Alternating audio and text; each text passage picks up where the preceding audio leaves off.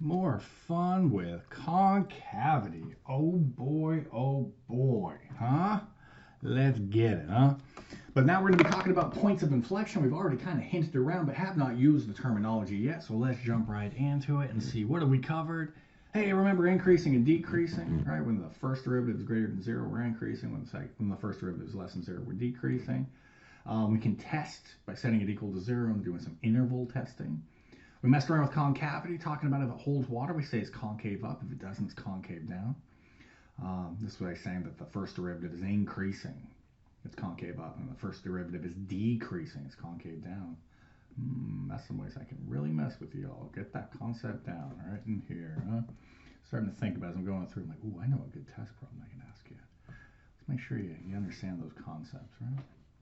Okay, now concavity in the second derivative, hey, that's where we're finding out where something is concave up, right? When the second derivative is greater than zero, it's concave up on that interval. And if second derivative is less than zero, it's concave down.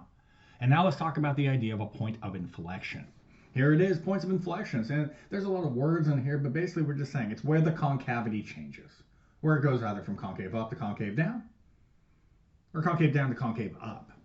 Not necessarily with the second derivative equals zero. So let's just give you an example, because there's a lot of words. Point C, comma, f of c, where the graph of a function is a tangent line, and where the concavity changes the point of inflection.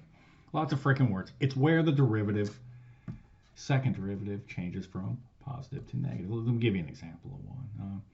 How about this? Boom. There we go. Well, look off on the left-hand side where x is less than zero. We could say that, well, this shit is not holding water. That's concave down. And then right there at zero, it looks like it changes to where it's concave up, and that shit would hold water. So we would say that we have this little point of inflection. Don't ever do this by looking at a graph, but just, I'm cheating here just to show you. That would be an inflection point where it changed from holding water to not holding water, or being from concave up to concave down. So we can do the same games we did with our interval testing for increasing and decreasing for intervals of concavity, just like we did in the last one. But now we have a term for it, a point of inflection. Now, a point of inflection will only occur under two circumstances. Either when you set the second derivative equal to zero, it doesn't ensure it, it just makes it a suspect. Just like with the increasing and decreasing, setting a first derivative equal to zero. And if the second derivative doesn't exist, that's also a culprit. It could be. That's a possible suspect, but not necessarily that it's a point of inflection. Because we could have things that look maybe more like this. Boom, and now it's flat and it takes off. Well, yeah, the concavity was zero down here because it was nice and flat, but it never changed. It didn't go from concave up to concave down. This thing still hold water the whole way through. So let's see some example problems, some real quick, easy things, so maybe we can get this stuff dialed. So all we're doing here is looking for points of inflection. Points of inflection. That's all we're doing. Points of inflection. We're just searching for these, or inflection points. So our first one, f of x, and let's go. All right, I'm gonna make this super tough. X to the fifth. Cool? So we want to find our points of inflection. Now I'm gonna assume you know how to interval test and you know what basic parent functions look like as we go through this. So f prime of x is equal to 5x to the fourth. F double prime of x is equal to 20x to the third. Okay, to find points of inflection, they happen at two different places. When the second derivative equals zero, or where the second derivative fails to exist, or where you have a domain issue. Well, there are absolutely no frickin' domain issues going on here with our second derivative. That's just a polynomial. So we say that 0 is equal to 20x cubed, and x is equal to 0. That's our only culprit.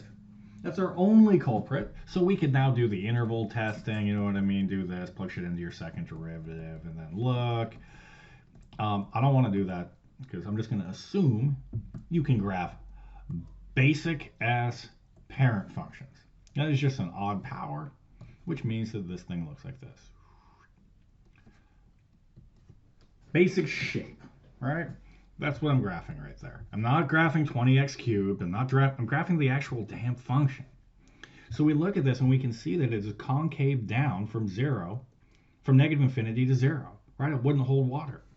And off on the right, we have a positive concavity. This is all a positive concavity, right? If it was to continue the other way, it would hold water. And then we have our negative concavity again on the other side. So we can say the concavity changes. Therefore, f of 0 is an inflection point. Notice I didn't write f double prime. I'm just saying at x equals 0 in this frickin' function, that's where we find an inflection point. That's where the concavity changes. All right, next one. Told you we're just going to move right along. Next one, let's look at f of x is equal to x to the 6th power. All right, keeping it mellow. Let's take our first derivative. F prime of x is equal to 6x to the 5th. We take our second derivative, and we find out that we get 30x to the 4th. Once again, dude, there's no domain issues. You're not going to make the second derivative not exist. However, we can set it equal to 0 and solve. And again, we find the same frickin' culprit.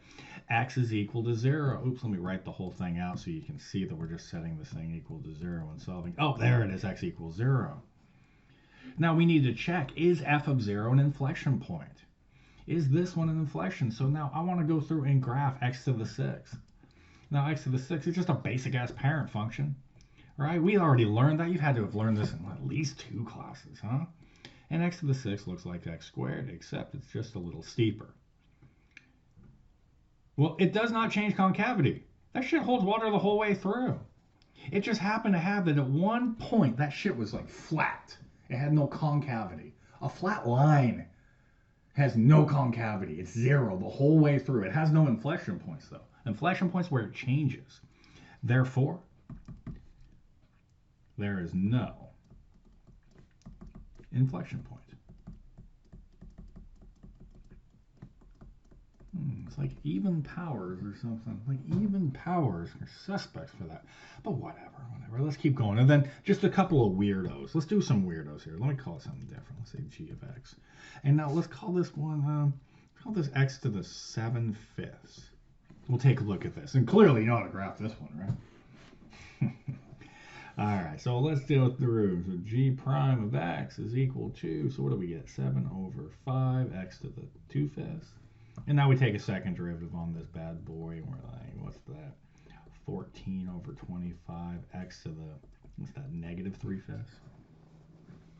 Well, on this one, there's that negative exponent. Let's change that shit up just a tad, and we're like 14/25, x to the 3/5 power. Well, neato. Well, this shit's never going to equal 0. There's no point even setting it equal to 0 because 14 does not equal 0. Only the denominator could make this thing undefined. And since we have a variable in the denominator, I think that might be the issue. And once again, no, this doesn't always happen. It's not always freaking 0. I'm just giving you the simplest ass examples I can find. Just making it to where if you plugged in 0 into that denominator, we would have an issue. So g double prime of 0 does not exist. It doesn't exist. You can't plug it in. And that's exactly what we wanted from our points of inflection, where f double prime of a number fails to exist. So we could have a point of inflection here. It's not guaranteed. We'd have to interval test around 0. We would have to do one of these, huh? Go, all right, 0. And then we'd have to take our g double prime and plug in different values. Now, no matter what you plug in, if you were to plug in -1, you're going to find out you have a negative concavity. Plug in +1, you're going to find out you have a positive concavity.